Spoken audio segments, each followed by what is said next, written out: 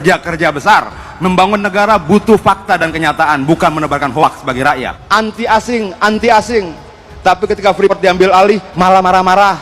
Antek asing, tapi ketika Newmont diambil alih ngomel-ngomel. Artinya kita harus konsisten dengan kata-kata kita. Kalau kemudian dikatakan bahwa anti asing, dukung Jokowi mengambil alih Freeport, dukung Jokowi mengambil alih Newmont, dukung Jokowi mengambil alih sumber-sumber daya alam kita. Nah, yang dibangun oleh kelompok sana apa? Bikin OKOC, tutup. Tempe setipis ATM itu hoax. Berkali dia. Nasi ayam lebih mahal di Jakarta daripada Singapura itu hoax. Sandiwara Uno. Orang operasi plastik dibilang dianiaya itu hoax. Dan calon presiden mereka melakukan konferensi pers untuk berita-berita hoax itu.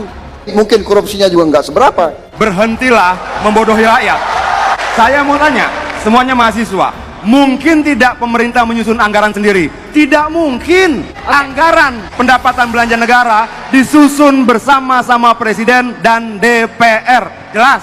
Jangan kemudian cuma menyalahkan pemerintah, tapi partainya di DPR menyetujui anggaran-anggaran itu. Kenapa? Pak Jokowi ini bukan orang yang suka teriak-teriak ya. Bukan bicara yang besar, kerjanya yang besar. Dia tidak perlu cerita kemana-mana. Tiba-tiba ada lapangan pekerjaan. Dia tidak perlu cerita apa-apa. Tiba-tiba ada jalan, pabrik dan sebagainya. Kenapa Indonesia harus make great again? Sadar tidak kita bahwa ketika mertuanya dia berkuasa, 30 juta tanah diberikan pada perusahaan-perusahaan asing. Ada sekian banyak kontrak karya mendapatkan 30 juta hektar tanah di Indonesia. Lalu sekarang menantunya menggerutu pada siapa? Pada keputusan dengan kebijakan mertuanya sendiri. Lalu Jokowi disalahkan. Jokowi cuma menerima akibat dari keputusan-keputusan masa lalu. Satu persatu kita buka. Pelanggaran HAM, penculikan aktivis dan sebagainya. Bukan Jokowi pelakunya. Siapa yang kemudian mengelola hoax? Dan itu ada surveinya. Silakan kawan-kawan cari sendiri. Jangan pernah memilih orang yang pernah dipecat. Jangan pernah memilih mereka yang diduga melakukan penculikan dan pelanggaran HAM. Jangan. Kalau kita mau pilih, pilihlah mereka yang bukan bagian dari masa lalu.